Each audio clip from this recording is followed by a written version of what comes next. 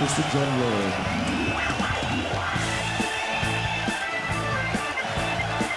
En esta segunda parte intentaremos brevemente resumir la trayectoria musical de Jon Lord, cuya lista de participaciones es interminable, y mencionaremos solamente sus colaboraciones más destacadas. Con mucho gusto le podré indicar los más destacados durante el viaje. Ajá, porque usted estará en la excursión.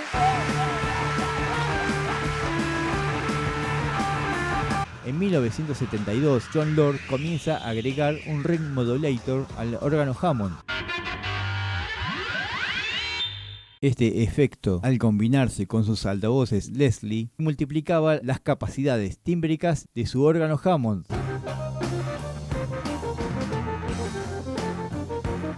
Sumándose también un RMI Electra Piano y posteriormente un piano Fender Rhodes.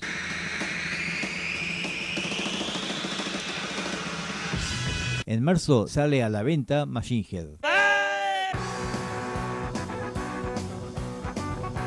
transformándose en un eterno clásico de clásicos. En diciembre de 1972 se edita Made in Japan, otro enorme éxito en su carrera.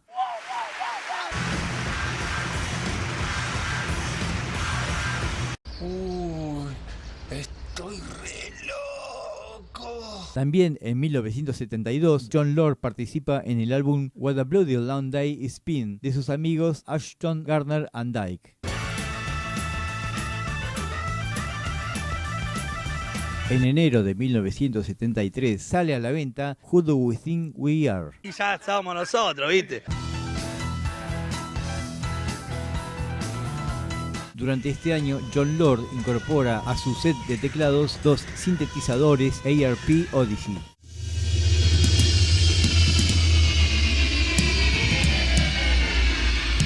Debido a la complicada relación entre Ritchie Blackmore y Ian Gillan, en junio de 1973 se van Ian Gillan y Russell Glover de Deep Purple y entran David Coverdale y Glenn Hughes formando el Deep Purple MK3.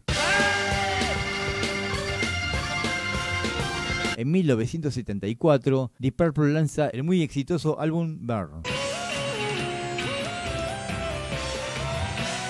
En marzo se edita First of the Big Bands, otro proyecto con su amigo Tony Ashton.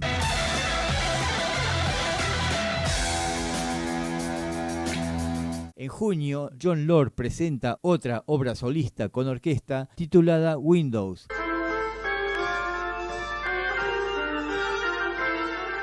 que compuso junto con el director Everard Jenner.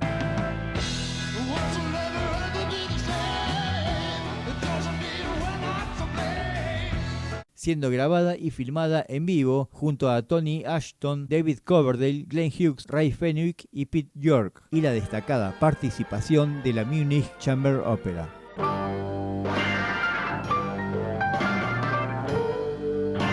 Cuatro días después, Jon Lord participa en otro especial de Rock Meets Classic para la televisión alemana junto a los músicos antes mencionados y la misma orquesta dirigida por Everard Jenner, donde ambas agrupaciones ensayan e interpretan por separado fragmentos de la misa de coronación de Mozart.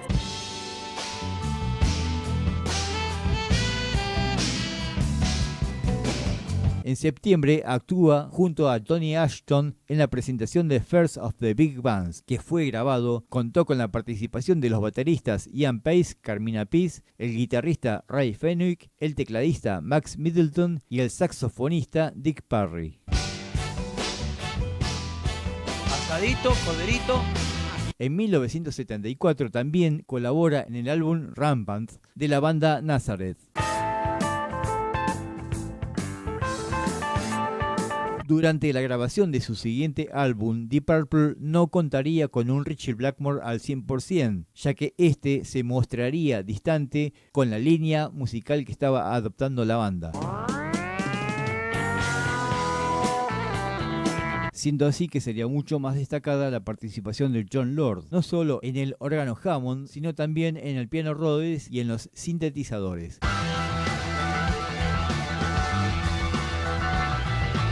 En diciembre de 1974 se edita el nuevo álbum de Deep Purple titulado Stonebringer.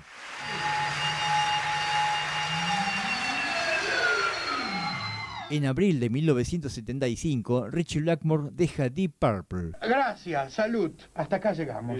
Muy bien, Hasta acá llegamos. Y en junio es reemplazado por Tommy Bolin, conformando el Deep Purple MK4. Durante 1975, Jon Lord agregaría a su arsenal de instrumentos un clavinet Hohner. Durante agosto, Deep Purple graba su nuevo disco. En septiembre de 1975, Jon Lord graba una nueva obra para orquesta con el título de Saraband. En octubre del 75, toca como invitado en The Butterfly Ball, obra de Roger Glover.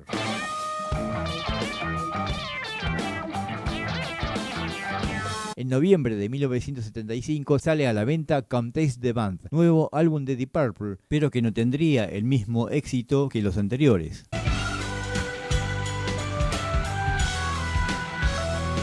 Si bien es otro excelente trabajo de Deep Purple, no conseguiría la aceptación masiva y la gira presentación de este disco incluyó hechos desafortunados como el asesinato de un guardaespaldas en Indonesia y el problemático consumo de Todo. por parte de Clint Hughes y Tommy Bolin.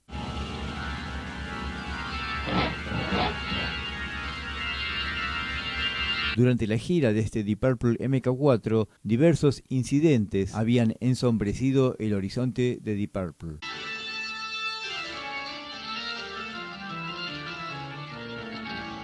Para marzo de 1976, Jon Lord ya estaba harto de Glenn Hughes y Tommy Bolin, debido a los hábitos narcóticos de estos dos muchachos. Es así que Jon Lord toma la decisión junto a Ian Paice de poner fin a Deep Purple, dando su último show el 15 de marzo de 1976 en Liverpool.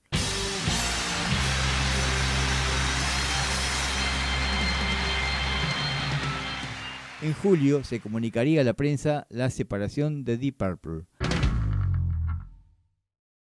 Tras la separación de Deep Purple, Jon Lord participa en el álbum Wizards Convention del pianista Eddie Harding. En septiembre de 1976 comienza a grabar con Ian Paice y Tony Ashton un álbum con su nuevo proyecto Paice, Ashton and Lord.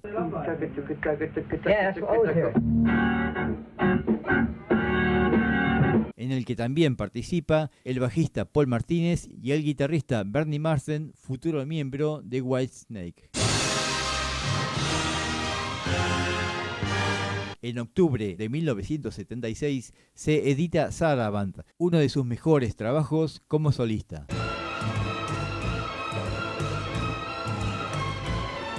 Los músicos que participaron en la grabación fueron el guitarrista Andy Summers, el bajista Paul Caras, el percusionista Mark Nosif, el baterista Pete York y la Orquesta Filarmónica de Hungría, dirigida por Everard Jenner. Si les gustaría una tercera parte de esta historia, compartan este video y dejen sus comentarios. Si gustan colaborar con este canal, pueden hacerlo a través de Patreon, Mercado Pago y Cafecito. Si les gustó este video, pueden comentar, darle like, compartir y suscribirse a El Tocadiscos de Aldo. Muchas gracias.